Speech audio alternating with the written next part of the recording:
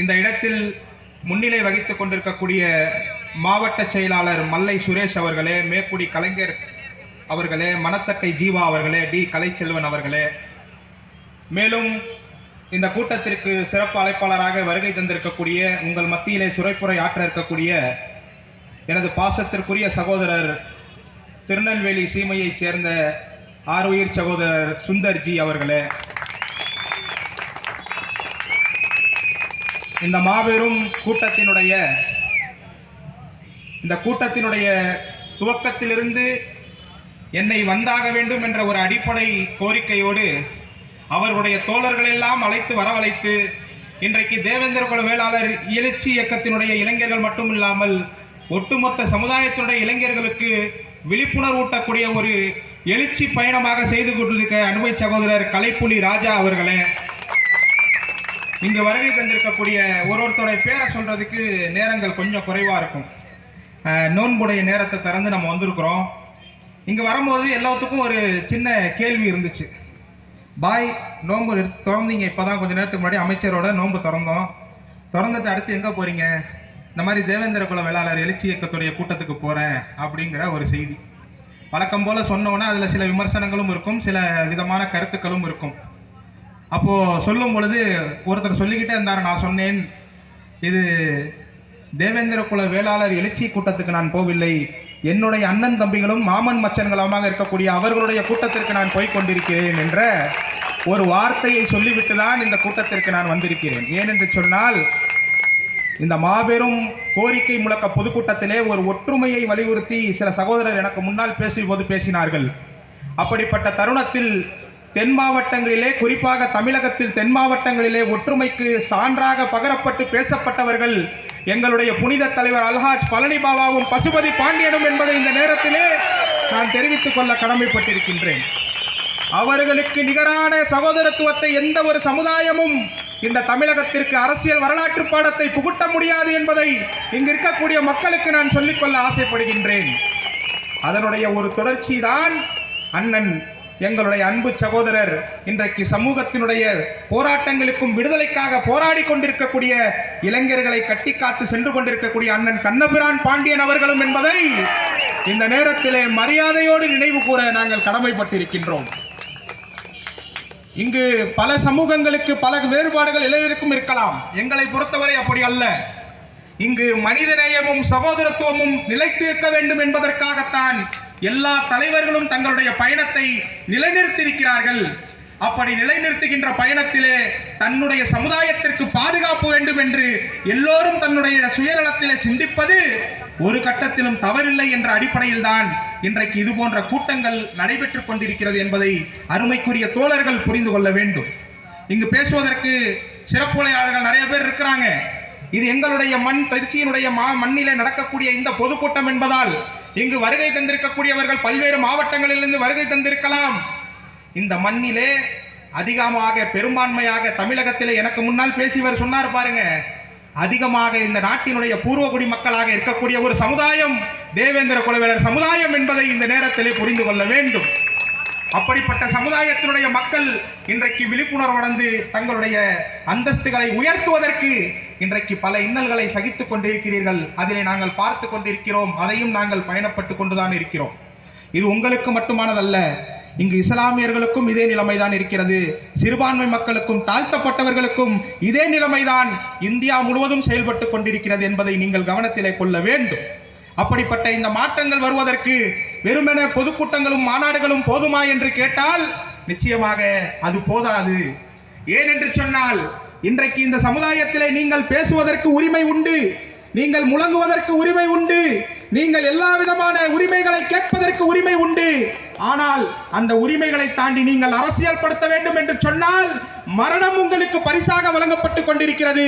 அந்த மரணத்தை தாண்டி இங்கு மிகப்பெரிய ஒரு எழுச்சி உருவாக்க வேண்டிய ஒரு அவசியம் இருக்கிறது.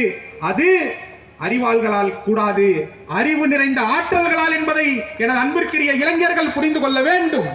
அப்படிப்பட்ட ஒரு பயணத்திலே மேற்கொண்ட என் சகோதரன் தான் அன்பு சகோதரன் தீபக் பாண்டியனை இந்த நேரத்திலே நான் நினைவுபடுத்த கடமைப்பட்டிருக்கின்றேன்.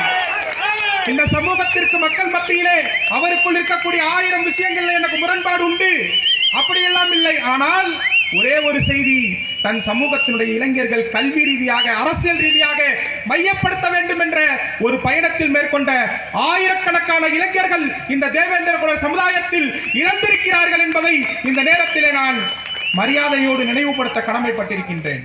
இதை இந்த சமூகத்தினுடைய மக்கள் நினைவுபடுத்துவது என்பது அது ஒரு இயல்பாக போய்விடும், அது ஒரு சடங்காக போய்விடும்.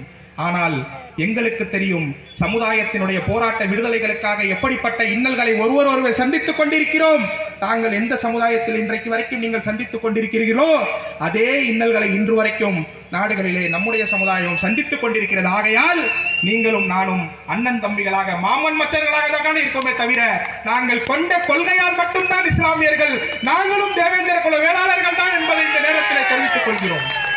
அன்பிற்கினியவர்களே, ஏதோ இன்றைக்கு பிரித்தாளக்கூடிய சூழ்ச்சியில அருமைக்குரிய அன்பு சகோதரர் எனக்கு முன்னால் பேசிய நபர் சொன்னார் பாருங்க, இன்றைக்கு பாரதிய ஜனதா கட்சி இந்தியாவுடைய அரசியலை நீங்கள் தெளிவாக புரிந்து கொள்ள வேண்டும். இன்றைக்கு திட்டமிட்டு வெறும் சமீபத்திலே பாரதிய ஜனதா கட்சி திட்டமிட்டு ஒரு சமுதாயத்தை ஏமாற்றி அதனுடைய ஆற்றல் மிக்க தலைவர்களை அவர்களை வீணாக போவதற்கு செய்ததற்கு முக்கியமான காரணம் என்ன செய்தது தெரியுமா? அவர்கள் ஏற்றிய சமுதாயம் இந்த இந்திய தேசத்தில் தமிழகத்தினுடைய தென் மாநிலத்தில் இருக்கக்கூடிய தேவேந்திர குல தலைவர்களை என்பதை இந்த நேரத்தில் நீங்கள் மறந்துவிடக் கூடாது. இப்படிப்பட்ட ஒரு ஏமாற்றம் ரெண்டு மாற்றம் இல்ல, இந்தியா முழுக்க இது போன்ற ஏமாற்றங்கள் பாரதிய ஜனதா கட்சி ஏமாற்றி அடித்தள மக்களுக்கு நாங்கள் மேம்படுத்துகிறோம் என்ற ஒரு பொய்யான வாக்குறுதிகளிலே இன்றைக்கு அவர்களுடைய பின்பம் ஒட்டுமொத்தமாக பிரிந்திருக்கிறது. ஆகையால் நாம் அரசியல் செய்ய வேண்டும். இங்கு எல்லோருக்கும் ஒரு உரிமை உண்டு. நான் ஒரு கட்சியில இருக்கலாம், சகோதரர் ஒரு கட்சியில இருக்கலாம், நீங்கள் ஒரு கட்சியிலே பயணிக்கலாம். கட்சியால் நமக்கு கொள்கை வேறுபாடுகள் வேறு இருக்கலாம். ஆனால் நம்முடைய போராட்டமும் இலக்கும் ஒன்றுதான், சமூகத்தின் விடுதலை, கல்வியில் நம்முடைய உயர்வு என்பதாக நம்முடைய இருக்க வேண்டும். அப்படிப்பட்ட நம்மை யாரெல்லாம் இந்த பொய்யான வாக்குறுதிகளை விட்டு நம்முடைய சமுதாயத்தை ஏமாற்றுகிறார்களோ அவர்களை நாம் ஓட்டு என்னும் ஜனநாயகத்தினுடைய மிகப்பெரிய ஆயுதத்தை கொண்டு அவர்களை விரட்டி அடித்து நமக்கு யாரெல்லாம் நம்முடைய முன்னேற்றத்திற்கு வழிவகுக்கிறார்களோ அவர்களை நாம் தேர்ந்தெடுத்து நம்முடைய ஆட்சியில் அமர வைத்து மரியாதைக்குரிய நம்முடைய கோரிக்கைகளை வென்றெடுக்க செய்ய வேண்டும் என்று கேட்டுக்கொண்டு, எனக்கு தெரிந்த ஒரு விஷயத்தை உங்கள் மத்தியிலே சொல்வதற்கு இந்த மேடை சரியானதாக இருக்கும் என்று சொல்கிறேன். நிச்சயமாக என்னை பார்க்க வருகின்ற போது சகோதரர் கலைப்புலி ராஜா அவர்களும் சகோதரர் முத்துவேல் அவர்களும் ரமேஷ் சுரேஷ் அவர்களும் வருகின்ற போது ஒரே ஒரு கோரிக்கையை நாங்கள் அமைச்சர் அவர்களிடத்திலே, மாண்புமிகு நகர்ப்புற வளர்ச்சித்துறை அமைச்சர் அவர்களிடத்திலே கொண்டு போய் போற்றுவதற்காக வந்தோம். மாண்புமிகு மேயர் அவர்களிடத்திலே போய் சந்தித்தோம். அப்போ சொன்ன ஒரு விஷயம், உண்மையிலேயே ஒரு சமூகத்திற்கு எப்படிப்பட்ட பயணத்தை இவர்கள் மேற்கொள்கிறார்கள் என்று எனக்குள் ஒரு நிகழ்ச்சி ஏற்படுத்தியது. அவர்கள் தங்களுடைய சமுதாயத்தினுடைய தலைவராக நேசிக்கக்கூடிய பெரியாருக்குரிய எங்களுடைய தாத்தா இமானுவேல் சேகரனார் அவர்களுக்கு இந்த தருணத்திலே சிலை வேண்டும் என்ற ஒரு கோரிக்கை வைத்தார்கள். நிச்சயமாக அந்த தேர்தலுடைய தேதி இன்றைக்கு அறிவிக்கப்பட்டு விட்டது.